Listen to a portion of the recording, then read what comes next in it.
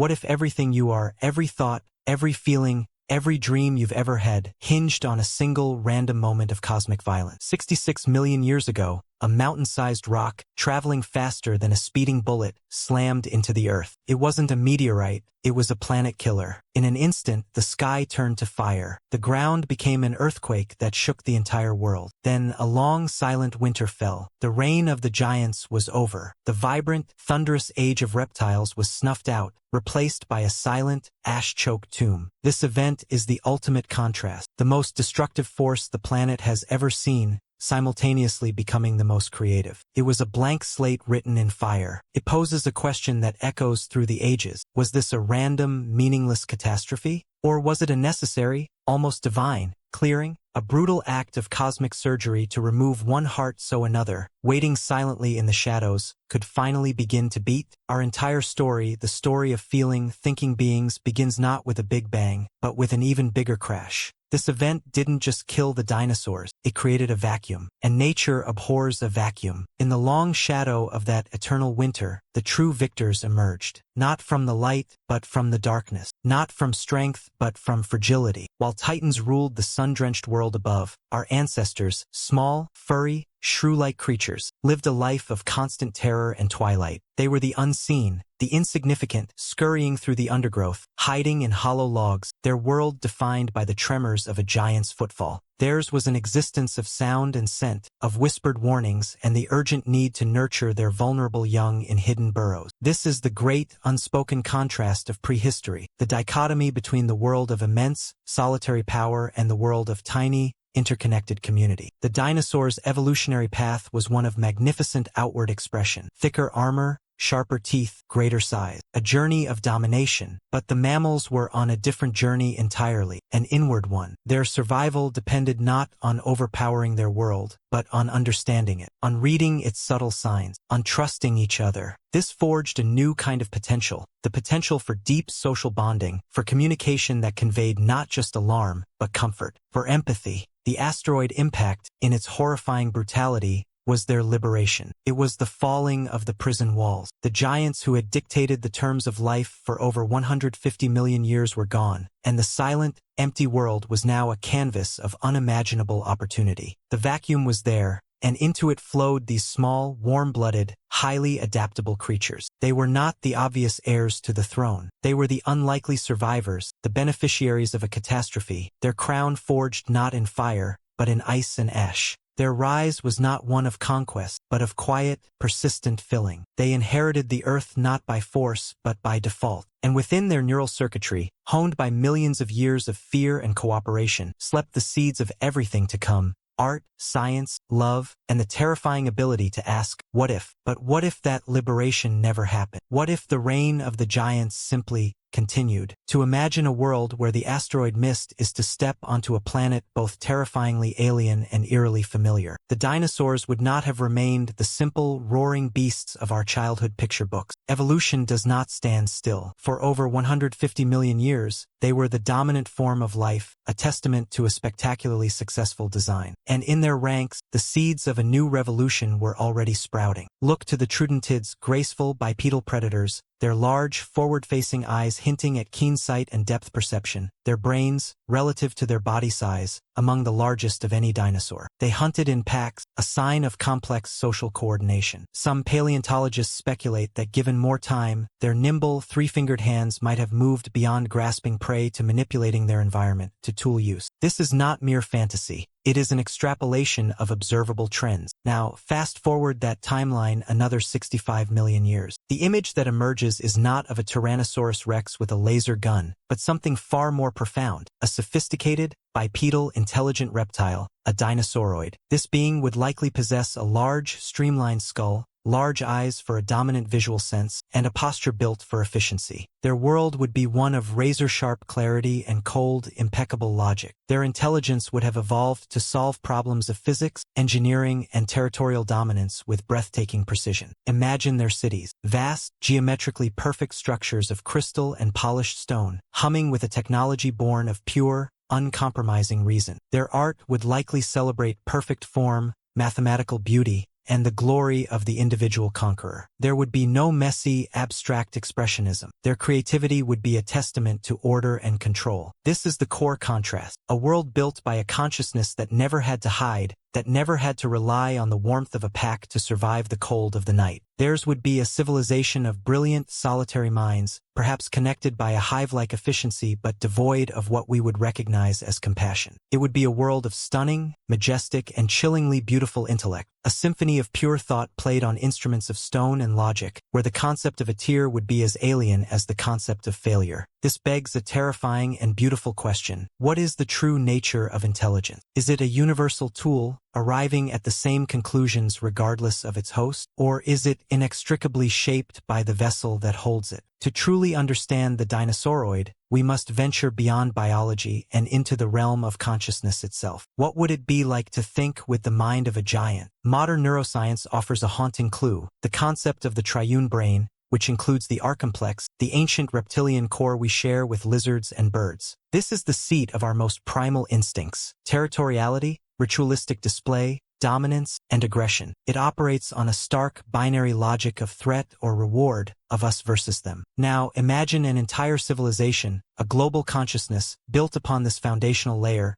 untempered by the profound mammalian developments of the limbic system, the engine of our emotions, our empathy, our capacity for bonding and grief. The psychology of the dinosauroid would be a masterpiece of cold, pristine logic. Their drive would be for optimal efficiency, perfect hierarchy, and the absolute conquest of their environment. Concepts like mercy or compromise would be seen as illogical weaknesses, flaws in an otherwise perfect calculation. Their social structures wouldn't be based on familial love or friendship, but on clear, unchallengeable chains of command and ritualized displays of status. Their art, their music, their very philosophy would be a reflection of this inner world. It wouldn't be about exploring the subjective self or the beauty of connection, but about mapping the absolute, objective truths of the universe. Their greatest works might be epic poems chronicling the flawless victory of a great leader, or symphonies composed to the precise mathematical harmonics of planetary motion. There would be no tragedy in their stories, only the inevitable triumph of the strong over the weak, framed not as cruelty but as natural, beautiful order. Love, as we know it, the vulnerable, self-sacrificing, irrational commitment to another, might be their greatest unsolvable paradox. Their closest equivalent might be a logical recognition of a genetically optimal mate or a strategically valuable alliance. This creates a breathtaking and terrifying contrast, a world of majestic, soaring intellect that is simultaneously a spiritual and emotional desert, a civilization that could perhaps map the entire cosmos but never understand the lonely weight of a single tear. They would be the ultimate masters of the external world, yet potentially eternal strangers to the intricate, shadowed landscape within. Theirs would be a consciousness of brilliant, unflinching light, with no capacity to see the value, or even the existence of the shadow. If their minds were shaped for dominance, then our minds were shaped for something else entirely. But what and why in the shadows? If the dinosaurian mind was forged in the open sun, in the brutal, honest contest of strength against strength, then the mammalian soul was tempered in the opposite, in the deep, secret dark. Our evolutionary journey was not one of domination, but of perseverance. For over 100 million years, we were not the hunters, but the hunted. This constant state of vulnerability, of hypervigilance, became the greatest creative pressure life has ever known. It forced us to specialize not in claws and armor, but in perception and connection. In a world where you could not see the predator, you had to listen for the faintest rustle of a leaf, smell a change in the wind, feel the slightest vibration through the earth. Our senses became our first language. But the most profound adaptation occurred in the social sphere. A solitary mammal was a dead mammal. Survival demanded cooperation, communication, and trust. It demanded the ability to read the subtle flick of an ear, the slight change in a companion's breath, to sense fear, alarm, or calm without a single word. This was the birth of nonverbal empathy. And then there was the young. Unlike dinosaur hatchlings, often left to fend for themselves from birth, mammalian babies were born profoundly vulnerable, requiring immense, sustained investment. This necessitated a powerful biochemical bond, the deep, driving urge to nurture, to protect, to soothe. This is where love began, not as an abstract philosophy but as a practical, survival-based technology. The anxiety we sometimes curse, the deep empathy that can feel like a burden, the overwhelming need for connection. These are not flaws. They are the ancient, finely honed tools of a survivor. They are the scars from a crucible of fear that, instead of making us hard and cold, made us soft, complex, and deeply intertwined with one another. Our entire emotional landscape, our compassion, our grief, our joy, is the direct result of having to care for each other in the long, terrifying night. We are who we are because for eons, the only thing that stood between us and oblivion was the warmth of another body in the burrow and the shared understanding of a look in the dark. So the asteroid strike gave us the gift of time. But it was the age of monsters that gave us the gift of our heart. But the universe doesn't give gifts without a price. Why does the image of a dragon, a serpent, a colossal reptilian beast, echo so powerfully across every human culture, in every corner of the globe? Why does that specific form of monster reside in the deepest, oldest layers of our myths? This is not a coincidence. It is a memory, not a memory held in our minds, but one etched into the very fabric of our species' psyche, a racial trauma written in fear and awe. Carl Jung called these universal symbols archetypes, primordial forms that dwell in the collective unconscious. The giant, predatory reptile is one of the most potent of them all. It is the ultimate shadow, the eternal other that defined what we were not. For 100 million years, the sound of a heavy footfall meant death from above. That primal fear, the instinct to freeze or flee, is a ghost in our neural machinery, a program that still runs in the background of our modern anxiety. We project this ancient terror onto every scale and fong we encounter, from the garter snake in the grass to the mythical dragons guarding hoards of gold. But the archetype is not one-dimensional. It is a study in contrast. The dinosaurian shadow we carry is not just one of fear, but also of a terrifying, mesmerizing power. They represent a path of raw,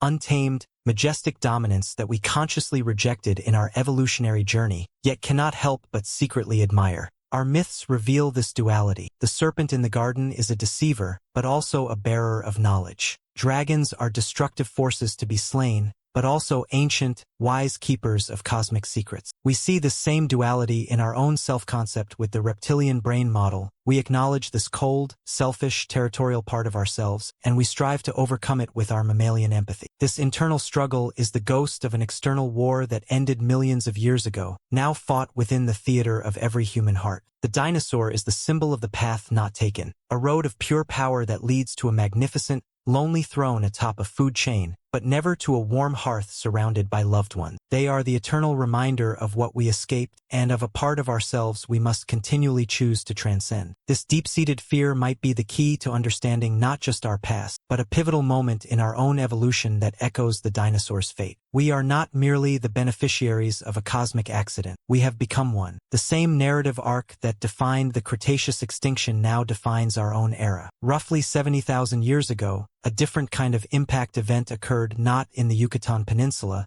but within the human mind. This was the cognitive revolution, the moment when our brains developed the capacity for fiction, for abstract thought, for imagining things that do not exist. This was our asteroid. This newfound ability to cooperate in large, flexible groups around shared myths, beliefs in gods, nations, or laws, catapulted Homo sapiens from being just another mammal to becoming the most powerful force of change on the planet. And just like the Chicxulub impactor, our rise precipitated a wave of extinction. As we spread across the globe, we encountered the magnificent megafauna that had evolved in our absence. Woolly mammoths, giant sloths, saber-toothed cats, and massive marsupials. And one by one, they vanished. We did not need claws or size. Our weapons were language, planning, and coordinated action. We became the new giants, the architects of a new world order, and our shadow fell across every continent. This creates a profound and unsettling symmetry. The asteroid was an external, mindless force of nature that cleared the world for mammals. We are an internal, conscious force of nature, now holding the power to clear the world for ourselves, or to clear ourselves from it. The story of the dinosaur's end was written in rock and ice. The story of our potential end is being written in our choices, our technologies, and our values. We wield a power that is utterly dinosaurian in its scale and impact, but do we possess a wisdom that is truly mammalian in its compassion and foresight? We took the crown of planetary dominance, a crown forged for a reptile, and placed it upon our own warm-blooded heads. The question is whether that crown will forever be a symbol of our triumph, or the weight that finally breaks. So we took the crown. But has our mammalian empathy been able to handle the power of a dinosaurian-scale impact on the planet? We stand now at a crossroads that echoes through deep time. The two paths of intelligence, so clearly delineated by our thought experiment, are no longer just speculative biology. They are the fundamental choice of our modern age. On one path walks the ghost of the Dinosauroid, a vision of intelligence as pure, unadulterated logic. This is the path of efficiency at any cost, of optimization that strips away the messy,